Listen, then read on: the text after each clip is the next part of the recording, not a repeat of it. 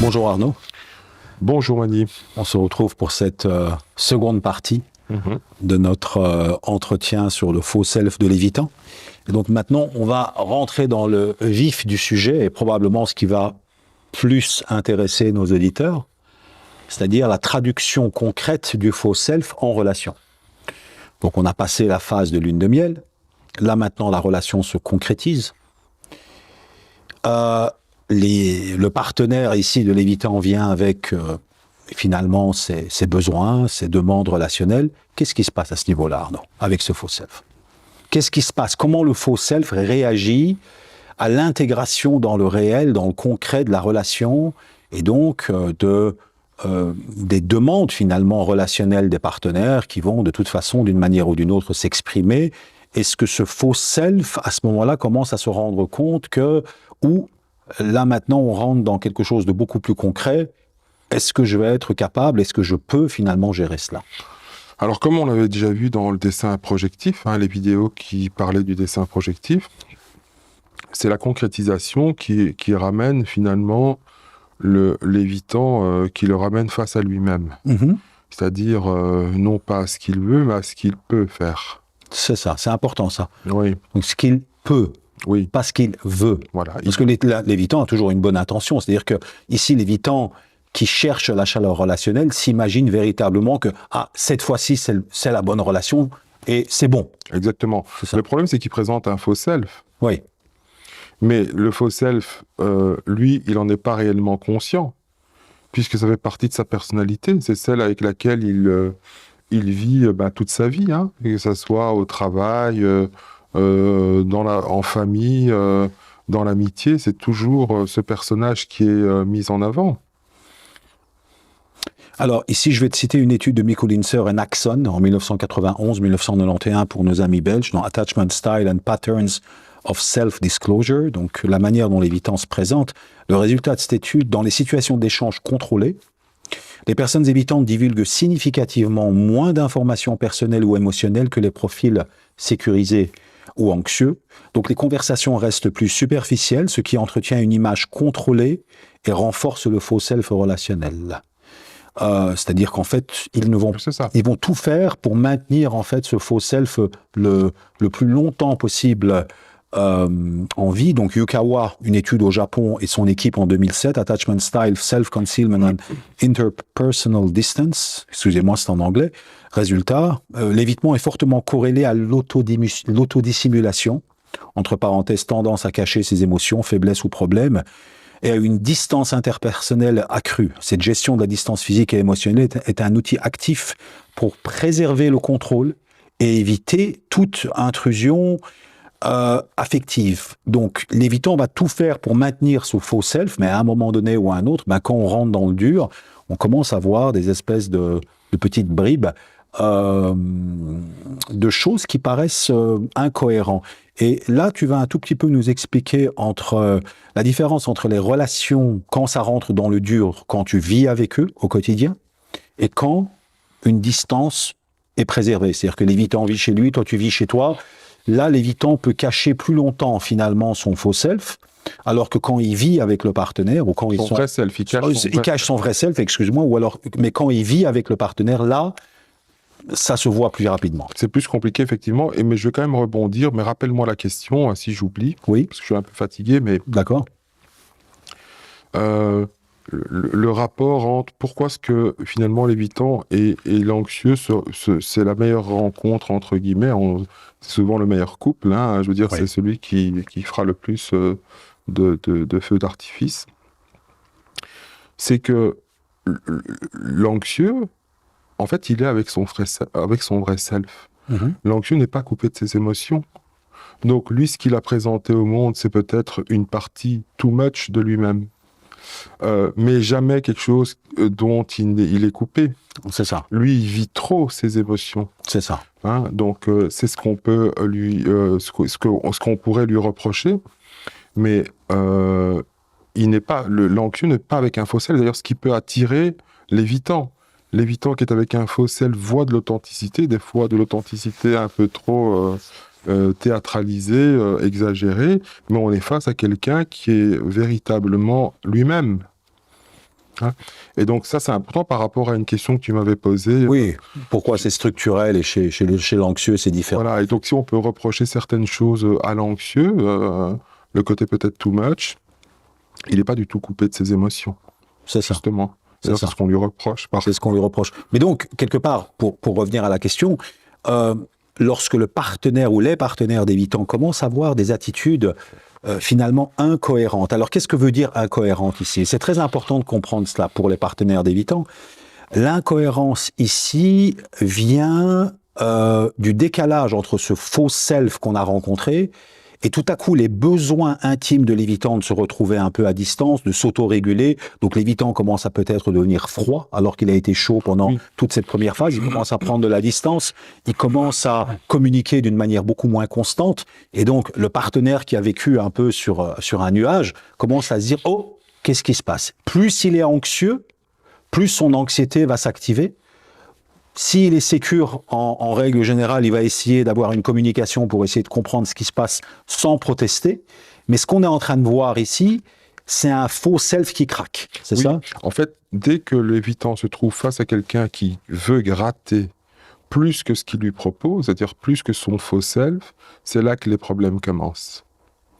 C'est ça. Donc, c'est-à-dire que quand le partenaire essaye un tout petit peu d'aller plus loin que ce qui a été proposé en termes de superficialité initiale... Oui, mais pas uniquement dans la dimension introspective. Hein. On voit ça, par exemple, des personnes sécures ou anxieuses, peu importe, qui font face à des évitants et qui ont une dimension un peu naturellement plus introspective. Ça pose rapidement des problèmes avec l'évitant, pour une raison très simple, c'est que l'évitant aimerait pouvoir garder cette dimension de faux self le plus longtemps possible et proposer ça comme monnaie d'échange dans la relation. Le problème, c'est que la personne, le partenaire de l'évitant, s'il est un peu introspectif, ça pose des problèmes, déjà. Oui, parce que c'est quelqu'un qui se pose beaucoup de questions. Il se pose des questions, donc il se pose aussi des questions, forcément. Je veux dire il voit des choses qui commencent à être étranges. Quelqu'un qui se pose des questions par rapport à lui-même se pose beaucoup de questions aussi par rapport au monde. En général, c'est corrélé, il y a des corrélations. Oui. Mais ça peut être aussi face à quelqu'un qui n'est pas spécialement très introspectif, mais qui est très anxieux. Et qui, là, en fait, va activer l'évitant, mais pas sur la dimension introspective, sur la dimension des demandes qui lui sont faites. C'est ça. Ça, c'est insupportable pour un évitant. Il n'est pas là pour répondre à tes anxiétés, à tes peurs. Il a lui-même peur. C'est ça. Donc, voilà. Et il sait comment gérer ses peurs. Il se retrouve seul, il prend de la distance, il s'autorégule. Quelque part, pour lui, il projette le fait que ça fonctionne, ça devrait également fonctionner de la sorte pour... Chez les autres. Oui, chez les autres. C'est ça. Mais donc, ici, Arnaud, quelque part, quand on commence à voir ces craquements dans le faux self et on commence à voir des choses qui sont étranges, des espèces de comportements paradoxaux qui peuvent un tout petit peu nous poser des questions, je renvoie à une étude de 2018. Je suis désolé de citer toutes ces études, mais elles sont importantes pour comprendre que tout ce qu'on dit est documenté. On n'est pas en train de parler juste à partir d'expériences personnelles, de ce qu'on ressent. Non pas que ces choses-là doivent être quelque part diminuées, mais ce qu'on dit est appuyé par des études empiriques extrêmement sérieuses. Alors, une étude en 2018 de Emery, Gardner, Carswell et Finkel, « You can't see the real me ». Tu peux pas voir mon vrai moi. Ça s'appelle l'étude. Résultat de l'étude, écoute bien. L'évitement est associé à 1. Moins de clarté du concept de soi. Ce lien est médié par une réduction de la divulgation personnelle et une baisse de confiance dans le feedback du partenaire. Pas de self-vérification. Donc on ne veut pas le... Voilà. Exactement. Le conséquence, c'est le self public est plus fragmenté et moins ancré dans une identité claire, ce qui rend la façade, donc le faux self, encore plus centrale. Donc, qu'est-ce qui se passe? Quand, à un moment donné, le partenaire commence à voir des choses qui sont incohérentes, commence à questionner ce faux self, là, les problèmes commencent. Et donc, pour en revenir à la question que je t'avais posée et qu'on n'a pas encore pu aborder, quelqu'un qui va vivre avec l'évitant, donc dans les sociétés plus traditionnelles où les évitants sont obligés de rentrer beaucoup plus rapidement dans une forme relationnelle qui est déjà très figée, on va voir finalement l'évitement se déployer d'une manière beaucoup plus rapide que dans des relations où l'évitant peut garder une certaine distance, voir son partenaire 1 ou 2 fois par semaine, dans un mode sans contrainte, sans véritablement engagement, dans un on verra permanent. Alors ici, il y a une dimension anthropologique, puisque finalement, tu parles de sociétés plus traditionnelles. On a de moins en moins de sociétés dites traditionnelles, bien que le sud de l'Europe, il y a encore une dimension traditionnelle. Mais pour ça, il faut descendre encore plus au sud. Et en fait, on a des sociétés où le fait que les normes soient distribuées d'une certaine manière, où on est obligé de communiquer, de rentrer en relation, finalement d'obéir à un certain rôle du genre, notamment. Oui.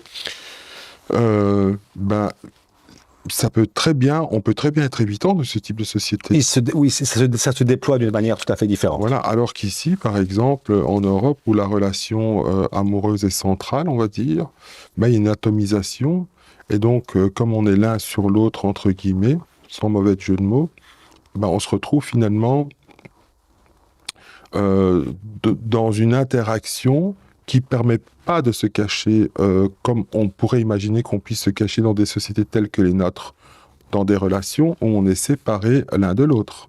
C'est-à-dire où on vit chacun chez soi. Ici, lorsqu'on vit ensemble, c'est très difficile puisque finalement, le partenaire, c'est le meilleur ami, c'est l'amant, c'est le mari, c'est le copain. Et donc, tous ces rôles, finalement, amènent l'évitant à devoir tôt ou tard s'ouvrir ou se découvrir plutôt. Et donc là, la difficulté commence à ce moment-là. Donc, ce qui va se passer, c'est qu'en général, dans ce genre de situation, l'évitant va progressivement donner certaines parties de son identité cachée. C'est-à-dire que maintenant que je m'assure que l'autre m'aime vraiment, qu'il va rester avec moi, je peux tout doucement déployer certaines parties qui sont par exemple des croyances, souvent des croyances rigides par exemple, par rapport à certaines choses, mais comme on l'a vu tout à l'heure, ces croyances ne sont pas validées par l'extérieur, ou en tout cas on ne nous renvoie pas de validation ou même un regard sur cette pensée, sur cette croyance. Donc je dis rigide dans ce sens-là, ça veut dire que ça n'a pas été, ça a tourné en vase clos. Et progressivement, on va pouvoir, par petites touches, sortir une partie de cette identité, on va dire, sauvage, entre guillemets. Après s'être assuré de l'amour du partenaire. Oui, évidemment. Parce que ça, c'est la condition sine qua non. D'où l'importance pour l'évitant, et c'est là peut-être qu'on peut réfléchir à cela, d'où l'importance de choisir éventuellement des partenaires qui sont les moins susceptibles éventuellement de partir, et donc les plus susceptibles d'accepter quelque part ses comportements ou ses attitudes, donc l'anxieux qui lui est attaché complètement et qui est beaucoup moins susceptible de partir. Alors évidemment, ils ne réfléchissent pas à ça comme ça. Non, tout est un mécanisme inconscient qui s'emploie. Mais naturellement, effectivement, il y a cette dimension-là. C'est-à-dire que si je m'assure effectivement que l'autre tient à moi, ça veut dire que je peux progressivement montrer une partie que j'ai l'habitude de cacher. Et par contre, par petites touches. C'est ça. C'est-à-dire que souvent, le partenaire va se retrouver dans une situation où il ne comprend pas ce qui se passe. Et il se dit entre ce personnage, entre la personne que j'ai rencontrée et celle que je vois maintenant, alors on va dire, chez tout le monde, c'est différent. On n'est jamais la personne qu'on se présente complètement. Oui. Mais on revient toujours à la même chose. Plus on est authentique, plus on est spontané, et plus, en fait, le gap, c'est-à-dire l'écart entre le personnage que je présente à l'extérieur et qui je suis se réduit. C'est ça. Et évidemment, inversement, c'est la même chose. C'est-à-dire, plus il y a un gap important entre le personnage que je présente à l'extérieur et celui que je suis vraiment, et plus, en fait, la surprise sera grande lorsque je verrai, lorsqu'il y aura irruption de cette partie de l'identité dont l'autre n'a c'est Transformers. Quelque part, il y a une dimension de Transformers, effectivement. On peut le vivre comme ça en tant que partenaire. Mais c'est-à-dire qu'en fait, ce qui est très intéressant pour nous de l'extérieur, tu confirmeras mes dires, lorsqu'on essaye de comprendre finalement l'évitement de l'extérieur, en tout cas son identité non travaillée qui va se mettre en place, il y a une forme de... en tout cas, nous, on sait cliniquement que c'est un paradoxe qui essaye de se déployer finalement. Donc un paradoxe qui essaye de se déployer va toujours paraître assez étrange, mais pour la plupart des gens qui n'ont pas nécessairement les mêmes connaissances que nous, ça va être une forme presque de folie à laquelle on va assister. Alors évidemment, c'est pas de la folie, c'est un paradoxe qui essaye de se mettre en place, donc c'est-à-dire des comportements contradictoires, de la chaleur, de la froideur, de la recherche de chaleur relationnelle et en même temps, oui, il y a une petite bête ici, donc comment dirais-je, une recherche de chaleur relationnelle, mais une volonté de pas s'attacher, une volonté finalement d'être considéré, de recevoir cette chaleur relationnelle, mais tout en ayant la possibilité de mettre le partenaire à distance, voire considérer la relation comme périphérique, mais elle peut pas être périphérique pour l'autre, puisqu'en fait, on n'aurait plus la chaleur relationnelle. Donc, tous ces paradoxes, lorsqu'ils vont essayer de se traduire dans la réalité, on va dire, mais c'est de la folie, en fait, c'est juste pas possible. Alors, la seule manière de pouvoir rendre cela possible, c'est que le partenaire soit dans une forme d'amour inconditionnel et qu'il accepte tout. Et c'est quelque part ce rapport à l'amour inconditionnel, peut-être que l'évitant est en permanence en train de rechercher, c'est-à-dire que l'autre doit l'aimer d'une manière inconditionnelle, mais lui va aimer d'une manière conditionnelle. Alors ça, c'est oui, d'une manière générale, il y a quelque chose de cet ordre-là qui peut jouer, mais donc je pense que quand il y a des parties, des fragments comme ça que l'évitant se sent en possibilité de pouvoir faire ressortir et en tout cas faire connaître à son partenaire. Ce qu'on observe aussi beaucoup, c'est qu'il y a une dimension de prise de contrôle. C'est-à-dire, voilà, tu dois voir ça parce que je suis comme ça. Et si tu veux que les choses se passent bien, il va falloir accepter cette dimension-là. Évidemment, c'est pas toutes les dimensions en même temps qui sont sorties, mais c'est une des dimensions. Ici, le but, c'est pas de prendre le contrôle sur l'autre, c'est surtout sur la dynamique relationnelle, de ne pas perdre pied. C'est ça. C'est-à-dire, je dois toujours pouvoir me sentir en sécurité, et je pense que si jamais cette partie-là ne se passe pas comme je pense qu'elle devrait se passer, ben je perds pied, et j'ai pas envie de perdre pied. Et j'ai pas envie de ressentir des émotions aversives. Donc, fais en sorte que cette chose-là que je viens de faire sortir de cette identité, profonde, ce vrai self, mais qui est une sorte de melting pot. Hein, quand je l'explique comme ça, on a l'impression que ça peut être linéaire. C'est pas du tout le cas. C'est vraiment un mélange de trucs, mais c'est des croyances, des fois, qui sont un peu... qui n'ont pas été confrontés, on va dire ça comme ça. Mais pour moi, c'est une croyance profonde que j'ai toujours gardée en moi et qui fait que si je te la propose aujourd'hui, c'est parce que, en quelque sorte, je te fais confiance. C'est ça. Sinon, je serais parti. Donc, je vais te la proposer, mais par contre, toi, il ne faudra pas discuter avec ça. C'est ça. Il va falloir l'accepter tel quel. Alors, souvent, ce qui se passe, c'est que le partenaire se plaint, mais c'est pas comme ça que les choses devraient se passer. Je vois pas pourquoi les choses devraient se passer de cette manière-là. Et là, finalement, on assiste à quoi ? Parce que toute personne, on va dire, qui a eu l'occasion de pouvoir présenter un vrai self à l'extérieur, cette chose-là avec laquelle il a pu s'entraîner dès son plus jeune âge. C'est ça. Là, l'évitant l'atteste seulement maintenant. C'est ça. Et donc, c'est pour ça qu'on sent cette dimension très unilatérale. Voilà, je viens, j'impose cela. Et alors, s'il est rejeté, s'il est rejeté par rapport à cette idée, il se dit quelque part, j'aurais pas dû, montrer ça. Et quelque part, ça leur renvoie aussi à cette blessure d'antan, hein, c'est-à-dire, je ne suis pas digne d'être aimé avec ce que je suis profondément. C'est ce qu'on appelle on va dire globalement, ce qu'on peut appeler la honte structurelle ou matricielle. Mais donc, quelque part ici, cette dimension d'imposer finalement cette identité non travaillée dans une logique de non-réciprocité, parce que finalement, c'est quelque part quelque chose que les partenaires vont souvent vivre, hein, c'est-à-dire qu'il n'y a pas vraiment de réciprocité possible, donc va entraîner toute une série de problématiques dans la relation. C'est-à-dire que à partir du moment où la personne en face commence à voir cela, c'est là où on peut voir les attitudes de protestation essentiellement ou souvent chez les anxieux, chez les sécures en général également, mais les sécures vont beaucoup moins accepter cette espèce de dynamique unidirectionnelle que l'évitant va tenter d'imposer. Qu'est-ce qui se passe donc dans cette dialectique entre le faux self et cette identité non travaillée, qu'est-ce qui se passe en relation? C'est-à-dire que dans ce qui est en train de se mettre en place, le partenaire, même s'il n'active pas finalement cette identité non travaillée, donc au meilleur des cas, il n'est qu'avec le faux self, Arnaud, c'est ça?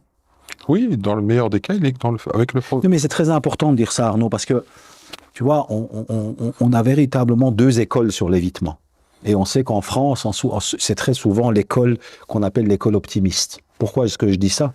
Parce que ça va avoir son importance au niveau des traitements. Il faut savoir qu'il y a vraiment deux écoles sur l'évitement. Tu as l'école réaliste et l'école optimiste. L'école optimiste part du principe, d'ailleurs tu en as parlé, qu'à partir du moment où tu crées les conditions de sécurité, où l'évitant se sent en sécurité, éventuellement, cette seule sécurité permet au vrai self de pouvoir émerger.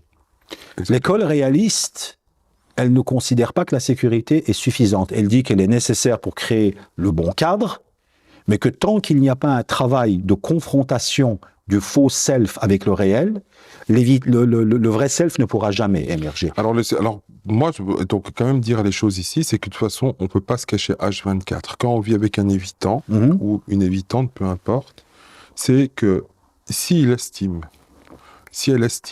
que vous êtes suffisamment sécure que pour pouvoir se laisser aller, c'est ça que ça veut dire. Hein. Souvent, on entend ça aussi, j'ai aussi besoin de me laisser aller. Mais en fait, me laisser aller à quoi? Je veux dire, pour le partenaire, il ne comprend pas très bien. Donc, il y a quand même... Mais bon, se me laisser aller, c'est en fait laisser émerger certaines parties de moi que je peux ressentir quand je suis seul, par exemple. C'est ça. Et donc, ce qui est important ici, c'est se dire, au fond, que cette partie-là, elle peut émerger. C'est pas tant ça le problème, dans quelque chose de sécure. La question ici, c'est comment est-ce que cette partie que je laisse émerger va pouvoir être gérée à la fois par l'autre et à la fois par moi-même. C'est ça. Dans une nouvelle dialectique, c'est-à-dire où on rajoute des ingrédients à la sauce. En fait, est-ce que la sauce sera toujours aussi bonne? La question, elle est posée, elle se pose déjà pour l'évitant. Oui. Lui, il se dit, bon, ok, je rajoute un ingrédient. Enfin, j'essaie de parler par métaphore, parce que des fois, c'est beaucoup plus clair comme ça, mais je rajoute un ingrédient. Est-ce que la sauce qu'il a aimée dès le départ, est-ce que la sauce sera encore meilleure? Est-ce qu'elle sera tout simplement encore mangeable, acceptable? Ou alors, ça va complètement altérer le goût? Et auquel cas, si ça altérait le goût, eh ben, je pourrais être rejeté sur base de ça. Mais si je suis rejeté sur base de ça, qu'est-ce qui se passe par la suite, Madi? Si je suis rejeté sur la base de cet ingrédient que j'ai rajouté à la sauce, eh ben, ça me poussera à quoi? Eh ben, ne plus divulguer quoi que ce soit. Et surtout, avoir potentiellement de l'amertume. Ce que j'ai pu ressentir déjà en étant tout petit, lorsqu'on ne m'a pas accepté tel que j'étais, que j'ai dû me cacher pour ça. Donc, ça va pas. Ce que je veux dire ici, c'est que il y a presque une demande de l'évitant qu'on accepte telle quelle, sans discussion, la partie qu'il va faire émerger. Sans quoi, ça le ramène à quelque chose de honteux, ça le ramène à un rejet, à une blessure ancestrale, une blessure primale. Oui, c'est ça. Mais donc, Arnaud, c'est ce que beaucoup de partenaires vont décrire, c'est-à-dire qu'en réalité, il n'y a jamais en tout cas pour un évitant qui n'a pas fait un travail sur lui-même et qui ne s'est justement pas confronté au monde extérieur pour élaborer son identité justement en relation, il y aura très très peu d'introspection et de remise en question sur sa manière d'être en relation. C'est-à-dire qu'en fait, pour lui, si la relation ne fonctionne pas, c'est uniquement parce que c'est pas le bon partenaire. Il va jamais penser que c'est son architecture psychologique sur le plan structurel qui est incompatible avec l'idée d'une relation dans sa définition étymologique qui consiste à avoir une certaine codépendance, une certaine réponse aux besoins du partenaire, un minimum de devoirs et de responsabilités. C'est-à-dire que l'idée ici, c'est que l'évitant va vraiment se dire, si ça fonctionne pas, si ça ne marche pas, c'est pas le bon partenaire, next. Oui, mais il a appris à fonctionner de cette manière-là. En réalité, ce qui est compliqué pour lui, c'est que tout simplement, la remise en question n'existe pas. Oui. Parce que pour faire une remise en question, il faut au moins pouvoir se voir tel qu'on est, avec ce qu'on fait réellement et avoir quand même un retour sur image qui soit plus ou moins conforme à la réalité des faits. Or, pour lui, c'est extrêmement compliqué. Et ensuite, une fois qu'on a toutes ces données-là, il faut pouvoir faire potentiellement de l'introspection. Or, on sait que l'introspection, pour l'évitant, c'est très compliqué parce que c'est lui demander d'aller visiter quelque chose qui est traumatisé à l'intérieur. C'est ça. Donc, c'est extrêmement compliqué. Pour lui, il ne s'agit pas simplement de se remettre en question. D'ailleurs, lorsqu'on fait une critique sur un évitant, sur un comportement que peut avoir un évitant, souvent, c'est vécu très difficilement. Oui, on a des témoignages qui sont extraordinaires de la part d'évitants. Enfin, parce qu'en fait, on ne peut pas remettre en question. Donc, c'est comme si l'évitant interdisait qu'on puisse remettre en question son vrai self, ou plutôt, pas un vrai self, mais plutôt des fragments de ce qui compose son vrai self. Mais évidemment, un vrai self qui n'a jamais été poli. C'est ça, qui n'a jamais été travaillé. Qui n'a jamais été travaillé. Et donc, évidemment, ça sort à l'état brut, puisqu'on est toujours dans quelque chose d'archaïque, qui est resté là enfermé, qui a fonctionné en vase clos. Et ça va ressortir au moment où je me sens en conflit, ou potentiellement en conflit avec le partenaire, ou en conflit avec mon environnement, et je revis en fait cette scène primale. C'est-à-dire où dès qu'il y a une personne d'attachement qui est en attente de quelque chose, ou qui me demande quelque chose plutôt, ce que je fais, je me recroqueville sur moi-même, je protège cette dimension-là de vrai self, je n'y touche pas, et si je suis toujours validé dans mon faux self, alors à ce moment-là, je peux continuer à interagir. Si ce faux self a été dénaturé parce que a ramassé trop de coups, c'est-à-dire pas de validation, rejet de ce faux self, je suis face à moi-même et je suis face à mes propres peurs. Donc, qu'est-ce que je fais? Je prends de la distance. Pourquoi? Parce que je ne peux pas remettre en question ce qui est là. Je sais pas ce qui est là. Oui, mais Arnaud, en fait, ce que tu es en train de dire, si je traduis ça dans le réel et dans le concret, en fait, l'évitant va venir imposer l'activité dopaminergique, comme par exemple l'ambiance vacances dans la relation. C'est-à-dire que pour lui, la relation doit être une sorte de bouffée d'oxygène, de vacances, de légèreté, où l'autre ne doit certainement pas aller trop en profondeur, gratter ce qui se passe dans sa tête, certainement pas rentrer trop dans sa tête. Justement, il faut impérativement préserver, cacher ce qui se passe dans la tête. Mais quand tu traduis ça dans le concret, c'est plus une relation, Arnaud. Ça devient ce que toi-même tu as appelé un lien dans, me semble-t-il, les premières entrevues que tu as pu avoir avec Naïma, donc les conséquences relationnelles.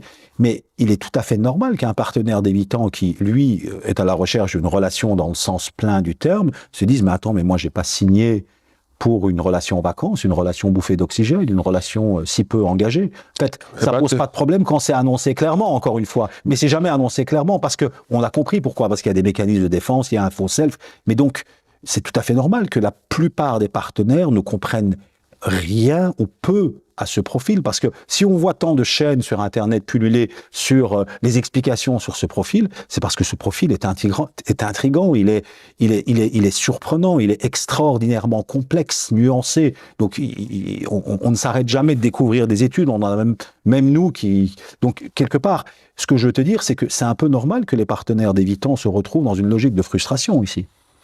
Oui, bien sûr, mais je dis, oui, bien sûr qu'ils se retrouvent dans une logique de frustration, mais d'abord, il y a toute cette difficulté pour l'évitant d'apparaître tel qu'il est. Même quand il apparaît tel qu'il est, s'il essaye de le faire, il ne sait pas qui il est. Donc, il va laisser apparaître des fragments de lui, et on pourrait penser que c'est son identité pleine, et c'est même pas le cas. Ce sont simplement ces spontanéités, cette authenticité qui aurait pu être polie, ou en tout cas qui n'ont jamais été confrontées, qui n'ont jamais été polies, façonnées, qui se retrouvent comme ça à l'état brut. Lui, l'évitant, il pense que c'est lui aussi. Il pense que c'est lui, mais en réalité, c'est pas réellement lui non plus. Oui. C'est des sortes de choses qu'il a vraiment profondément réfrénées et qui ressortent comme ça de manière qui font irruption dans le réel de manière forte. Et alors, on peut pas lui attribuer ça comme on dit, mais ça c'est ton identité, c'est pas vrai non plus. Mais ce que tu es en train de dire, est-ce que tu te rends compte que tu renverses un peu la table? C'est-à-dire que ce que tu es en train de dire ici, Arnaud, bah, tu te places un tout petit peu, quelque part, dans une forme de réalisme, même si tu restes tout à fait conscient du fait que c'est un mécanisme de défense, que c'est essentiellement inconscient. Mais est-ce que tu te rends compte que finalement, en disant ce qu'on est en train de dire ici, ce qu'on est en train de dire, c'est que l'évitant qu'on rencontre dans la phase de lune de miel, est en réalité non pas son vrai self, c'est un faux self non activé. Le self non activé, mais qu'il prend que lui prend pour un vrai self, en fait. Prend pour un vrai self, c'est important, ça. C'est ça. Donc voilà, on est face à un faux self, effectivement, mais maintenant on comprend le construit du faux self, la genèse d'un faux self pour l'évitant, mais lui, pour lui, c'est lui. Oui, pour lui, c'est lui, bien sûr. Mais donc, Arnaud, et en quelque sorte, c'est un peu lui, puisque c'est la personne idéalisée de lui-même, donc ce à quoi il aspire, ce qu'il aimerait être, mais sans avoir intégré la partie du vrai self qui n'a pas pu se déployer. Autrement dit, c'est comme si pour l'évitant, il fallait qu'il puisse, tôt ou tard, ça serait le nec le plus ultra, pouvoir intégrer cette part d'ombre en quelque sorte. Pour reprendre quelque chose de plus jungien, cette part d'ombre, et l'accepter. Et donc on peut avoir des évitants qui vont moins se retrouver pour lesquels il y aura moins ce gap entre le faux self et cette identité profonde qui ne s'est pas réellement déployée. Pourquoi ? Parce qu'ils ont intégré cette partie-là. Et donc, ils vont être porteurs. Et donc, on les voit souvent, il y a un côté comme ça austère, un côté un peu... mais oui, et en fait, il y a cette partie... alors, ça ne veut pas dire qu'elle est toujours comprise, mais c'est-à-dire qu'ils acceptent que ces sensations, que cette dimension existe en eux et ils peuvent la porter et la présenter au public. C'est-à-dire l'intégrer à cette dimension de faux self. C'est ça. C'est ça. Et donc, ça fait une sorte de mélange comme ça assez particulier. J'ai eu l'occasion de tomber sur des personnages qui avaient un peu intégré cette dimension-là. En thérapie, tu veux dire ? Oui, en thérapie, mais pas que en thérapie. Après, il y a une déformation professionnelle. Hein. On n'est pas spécialement, on n'est pas occupé à travailler, mais on voit des choses tout simplement parce qu'on les voit, quoi. Et donc, au moment où le partenaire commence à voir justement cette identité non travaillée, ce que tu appelles cette identité à l'état brut, et qu'il se rend compte que ça va pas, si à un moment donné il commence avec ses attitudes de protestation, ça active encore plus l'évitant. Donc ici, on va voir cette identité non travaillée s'exprimer encore plus fortement, voire cela peut entraîner cette coupure brusque ou cette espèce de retrait soudain que beaucoup de partenaires peuvent décrire. Voilà, il n'y a plus de relation parce que c'est pas une relation pour moi. Et on parle ici un peu de la phase de la rupture. C'est quand on fait passer l'évitant du mode je veux du mode je peux. Et en réalité, c'est tant que je veux, c'est parce que j'ai une attitude qui me permet de pouvoir encore jouer avec ce faux self. Ce faux self est toujours enthousiasmé, il est validé par le partenaire trouve ce faux self extraordinaire, donc évidemment je suis pris d'émotions positives, d'enthousiasme, et donc je peux renvoyer quelque chose où je veux donner et je peux donner. Quand il y a une protestation, ça veut dire déjà que le faux self, en quelque sorte, est mis à mal. C'est-à-dire, on n'accepte pas une partie de dimension du faux self qui est présentée à l'amoureux ou à l'amoureuse, puisqu'on proteste. Si tu protestes, ça veut dire que l'image idéalisée que je t'envoie, finalement, ça ne te correspond pas. Oui, ça ne te convient pas, oui. Ça ne te convient pas, et donc si ça ne te convient pas, ça veut dire l'effet sur moi et qui suis évitant, directement, c'est que on est en train de péter mon sas de sécurité. Oui. Et que donc, je suis obligé de me recroqueviller sur moi-même. Et là, je vais rentrer dans une autre dimension. La dimension de je peux ou je peux pas. Et en général, c'est que je peux pas. Quand je me retrouve face à cette dimension plus plus avec ce vrai self non contrôlé, non non déployé, eh ben, je me protège directement. Donc, qu'est-ce que je fais? Je repousse. Là, on va voir une différence entre le craintif et le dédaigneux, je pense. Oui, il y a une différence entre les deux, mais là, on active en fait un mécanisme de défense. Oui. Et donc, en réalité, même si je veux, je l'aime suffisamment, mais en fait, je peux pas. C'est ça. Et je peux pas, pourquoi? Parce que je me retrouve plus dans la partie faux self. C'est ça. C'est ça qu'ils décrivent, là, la plupart des évitants te disent je suis comme ça, je n'y arrive pas, je ne peux pas. Voilà, c'est un peu comme si tout travail sur le faux self, c'est un peu comme escalader une montagne, en fait. Oui, mais parce pour tout ce qu'on a déjà dit ici. C'est ça, c'est ça. Et donc, ça veut dire qu'on passe du mode faux self à un vrai self sauvage, entre guillemets, quoi. C'est-à-dire... non travaillé. Non travaillé. Qui est, pour en grande partie, qui est inconnu pour l'évitant. Mais donc, Arnaud, si on est cohérent avec tout ce qu'on vient de dire, et donc qu'on se place un tout petit peu ici, en tout cas moi je me place dans l'école réaliste, toi je sais que tu es un peu, on va dire, entre les deux, dans quelle mesure, dans le traitement thérapeutique de l'évitement, on sait qu'on est on est obligé de créer un environnement sécurisé pour l'évitant. L'environnement sécurisé, c'est un environnement où il ne se sent pas directement au départ confronté. Mais on sait aussi que pour détruire le faux self, on est obligé de le confronter. Donc oui. Comment fait-on pour combiner un environnement sécurisé que l'évitant comprend comme tout doit aller dans mon sens finalement quelque part, parce que la notion de sécurité chez l'évitant elle est très particulière. C'est une sécurité qui quelque part maintient en vie son faux self et ne le confronte pas, et le travail qui consiste à aller déconstruire le faux self qui va être confrontant. Comment tu fais pour combiner les deux? D'abord, il y a une prise de conscience qui doit être suscitée par le thérapeute vis-à-vis de l'évitant ou de l'évitante. C'est hyper important d'expliquer quelque chose. Mm-hmm. Parce que là, je veux dire, ça demande quand même déjà un travail de recherche important. Oui. Et finalement, l'évitant, souvent, il ne se connaît pas. Mm-hmm. Au bout d'un moment, ça veut dire qu'une fois qu'il a été percuté et que son faux self s'est effondré, c'est-à-dire qu'il n'y a plus que la partie incontrôlable qui maintenant se retrouve face à son partenaire, mm-hmm. etc., mais il est un peu perdu. Mm-hmm. Et donc, à partir de ce moment-là, l'enjeu ici avec le thérapeute, c'est pas le même enjeu qu'avec le partenaire.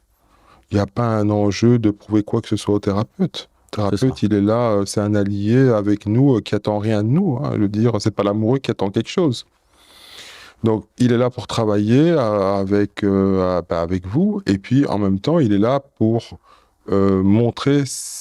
faire voir certaines dimensions et faire prendre surtout conscience à l'évitant, qu'il se rende compte de ça. Et ça prend déjà énormément de temps parce que on peut imaginer comme ça qu'il suffit de dire les choses pour qu'elles soient, et c'est pas aussi simple que ça. Pas du tout.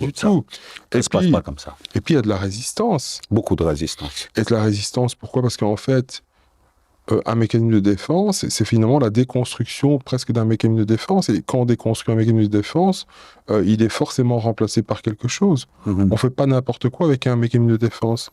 Donc, si jamais il se retrouve plus dans cette dimension de déni, qui va l'aider justement à garder la structure de son personnage, il y a un risque d'effondrement psychique. Et il le sent, hein? Et il le sent parfaitement. Et c'est ça, en fait. Et c'est ça qui fait qu'il est obligé, en quelque sorte, de résister. C'est ça. Et c'est ce qu'il décrit, lui, d'ailleurs, en thérapie. C'est-à-dire que si la thérapie est aussi compliquée, aussi difficile, en tout cas, selon sa perception, c'est parce qu'il sent qu'un effondrement est possible. Parce qu'on va aller toucher aux fondations des mécanismes de défense. Oui, c'est ça. Et puis, surtout, on est en train de dire, finalement, que le personnage qui est ici, je sais très bien que c'est pas tout à fait le personnage, mais en même temps, c'est tout ce qui me raccroche au monde. Mm-hmm. Et si, en fait, il s'effondre, il y a quoi à la place? Et donc, ce qu'on va voir souvent, et ça, je profite de ça parce que j'y pense maintenant, mais on a souvent des remarques de partenaires d'évitants qui regardent leur partenaire évitant et qui se disent mais en fait il a pété un câble ou elle a pété un câble. Et en fait le jeu c'est ça, c'est toujours le jeu entre le faux self où il a l'air tout à fait compatible avec le monde entier, mm-hmm. Il est l'incarnation de la normalité. Par exemple, oui, souvent. Et puis après, avec le vrai self qui, lui, est toujours caché. Et donc, le partenaire regarde, dit, mais il a pété un câble, il est pas du tout dans son assiette, qu'est-ce qui lui prend et tout. Et en fait, toute la difficulté ici, effectivement, c'est de comprendre qu'il y a un personnage qui n'a pas pu se déployer complètement. C'est ça. Et que cette partie-là, elle a été cachée. Et donc, on a un évitant qui est coupé de lui-même.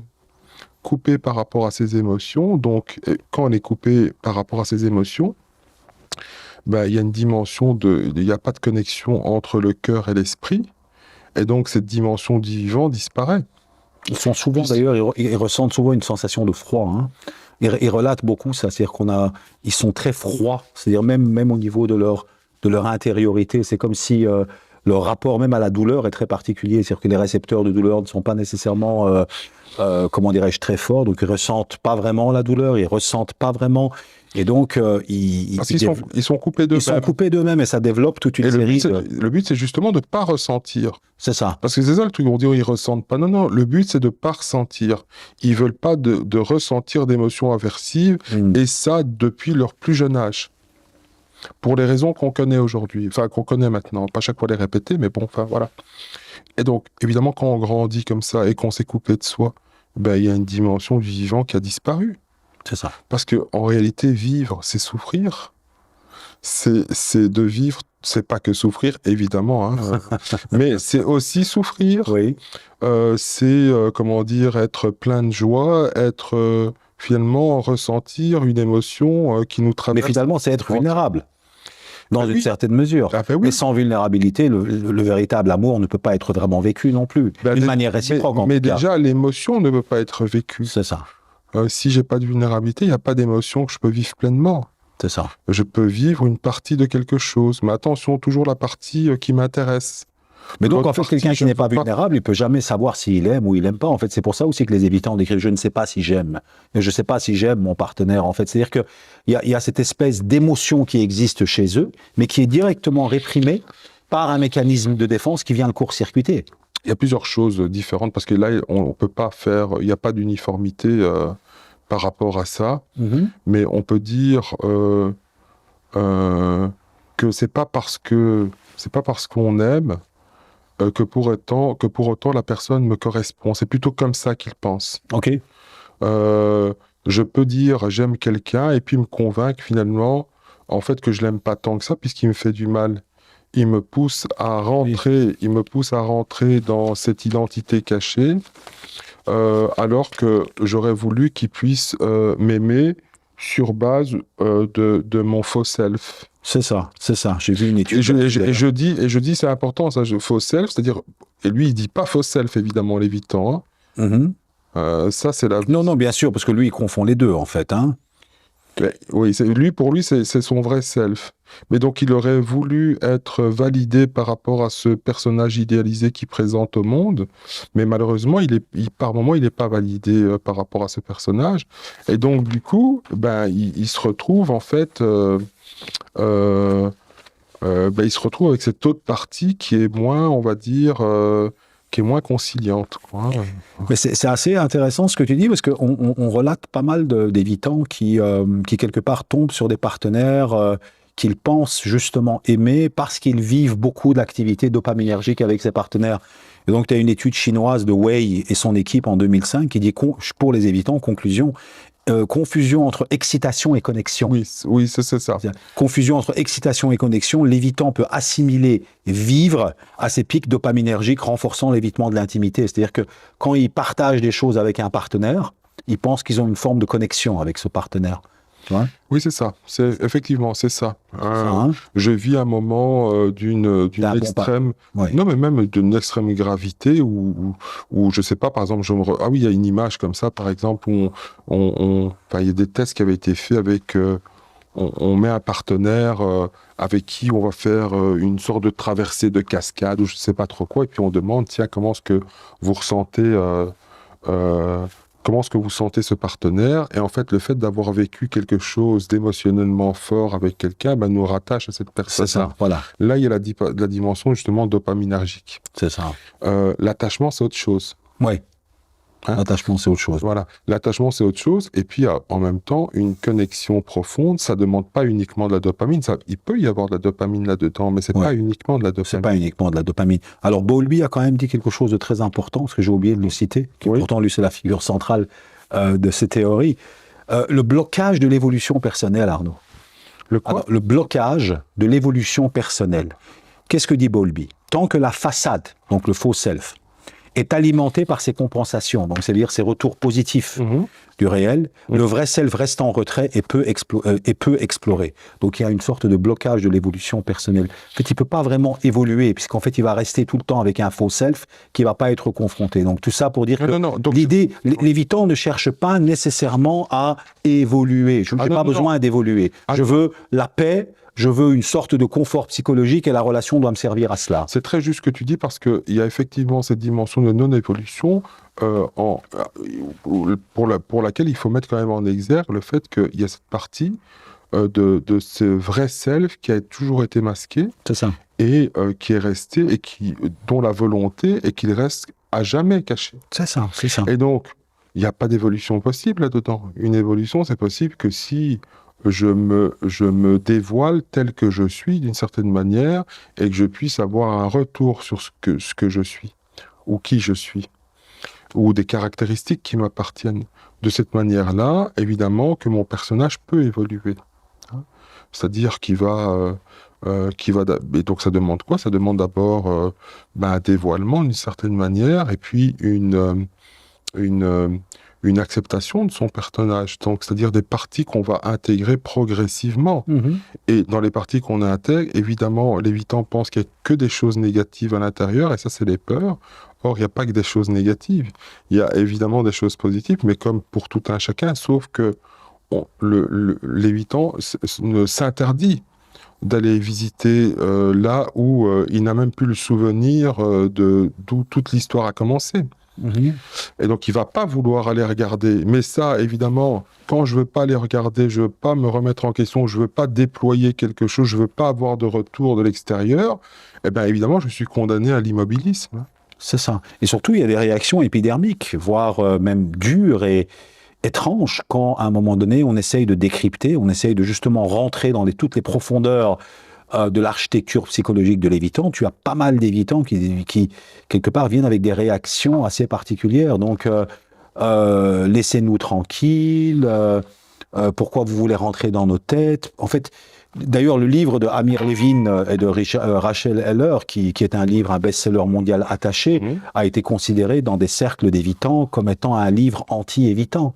Alors que c'est un livre, d'ailleurs, il fait partie de l'école optimiste, Amir Levin. Mais donc, c'est assez intéressant de voir à quel point, en tout cas, certains évitants, surtout les dédaigneux, cherchent impérativement à cacher, si tu veux, le fonctionnement interne de l'architecture psychologique, comme s'il ne faut certainement pas trop en parler, en fait. Tu confirmes cela ? Oui, mais parce que c'est d'abord une manière de garder le contrôle sur soi. C'est ça. Donc, si je veux garder un contrôle sur moi, je suis obligé de contrôler l'extérieur aussi. C'est ça. J'ai pas le choix en réalité. Et on pourrait malencontreusement penser en fait que on recherche le contrôle pour le contrôle. Et ça, c'est d'autres profils. Je ne vais pas en parler ici, mais c'est d'autres types de profils. Ici, c'est parce que je veux garder le contrôle sur moi. Donc, pour être à l'aise avec avoir toujours ce contrôle sur moi, comme quand j'étais bébé, je gardais ce contrôle. Je suis obligé de contrôler l'extérieur. C'est ça. Donc, tous ceux qui veulent potentiellement me mettre à mal, parce que c'est comme ça qu'ils peuvent penser, je les dégage. Enfin, je les écarte. Mais justement, on va clôturer notre entrevue sur cette dernière phase. Justement, je les écarte. Ce que les partenaires d'évitants relatent, d'ailleurs même des mariages qui ont duré des années, c'est-à-dire qu'au moment où l'évitant coupe, c'est comme si cette relation n'a jamais existé. La puissance de leur capacité à couper est juste phénoménale pour leurs partenaires qui ont vécu des années avec eux. Alors, on sait qu'ils ont un prix à payer qui est très très cher pour cette déconnexion d'eux-mêmes. Alors, on va pas parler du livre de Julien Drouin, de Gabor Maté, sur toutes les conséquences médicales que les évitants peuvent vivre, je dirais des douleurs chroniques, des blocages, et malheureusement, dans certains cas, ça peut se développer sur des maladies beaucoup plus graves que cela. C'est pas notre propos. Mais donc, cette phase de rupture, Arnaud, où la plupart des gens se disent « Mais est-ce que cette personne a vraiment été en relation avec moi pendant des années ?» elle réagit comme si cette relation n'a jamais existé. C'est très étrange. Donc c'est quoi? C'est justement ce faux self qui, à un moment donné, se protège à un point, on va dire à un point paroxystique, d'une manière très radicale. Donc pour ceux qui vivent ensemble en tout cas, oui. C'est une identité qui se réveille et qui prend le contrôle sur le faux self. C'est-à-dire que le faux self n'est plus suffisant que pour être un sas de sécurité. Le sas de sécurité pète. Il pète. Et là, maintenant, on a affaire à un personnage qui est tout autre. C'est ça. Et qui est un personnage incontrôlable. Incontrôlable pour le partenaire et aussi pour l'évitant lui-même. Il ne comprend pas ce qui se passe. Il comprend juste, en fait, qu'il ne peut plus faire avec son faux self. Et que c'est peut-être le départ d'un essai de se construire d'intégrer cette partie-là. En tout cas, c'est une chance ici, en cas de crise, c'est toujours une chance de pouvoir intégrer quelque chose, en fait, qui a été masqué. C'est ça. Mais, dans les faits, alors, parce que je connais quand même pas mal de situations qui vont dans ce sens-là, l'évitant non plus ne veut pas se retrouver dans une perte complète de lui-même. Et donc, ce qu'il peut faire, c'est continuer à avoir des relations qui sont avec son environnement où son faux self n'a pas été mis à mal et on n'a pas, on n'a rien découvert qui pouvait l'incriminer sur ce qu'il présente comme image, où il va maintenir en fait ça pour garder un certain équilibre. Et parallèlement, il va commencer à s'interroger sur cette partie qui n'a pas été intégrée, en fait, dans son identité. Parce que dire aussi, peut-être rajouter ça, je sais qu'on le fait peut-être en fin de parcours ici, mais en fin de vidéo. Mais le faux self qu'il présente, c'est pas non plus pas lui-même. C'est une partie de lui aussi. C'est ça. Mais c'est une partie de lui idéalisée. C'est ça. Voilà. Donc oui, il doit quand même faire un certain jeu. Il doit se forcer quand même. Il peut pas faire ça naturellement. Donc il doit quand même contrôler toute une série de paramètres. Mais il y a une partie de lui aussi qui est dans ce faux self. Dans ce faux self, c'est ça. Voilà. En tout cas, Arnaud, c'était extraordinairement intéressant. Je te remercie. Et je pense que ça va plaire à beaucoup de nos éditeurs parce que ça répond à une question fondamentale. Finalement, ce que vous allez rencontrer est un faux self non activé. C'est pas comme si la véritable identité de l'évitant était présente au début de la relation. Et donc, quelque part, ceux qui vous disent, ou les personnes qui viennent prétendre qu'on peut finalement, en ayant une sorte de baguette magique, garder, on va dire, les conditions de fonctionnalité d'une relation, ils ont raison. Donc, il y a des techniques qui existent où on n'active pas l'évitant. Mais tant qu'un évitant ne travaille pas sur son faux self, on n'aura qu'une version non activée du faux self. Et ça, c'est quelque chose d'important de rappeler.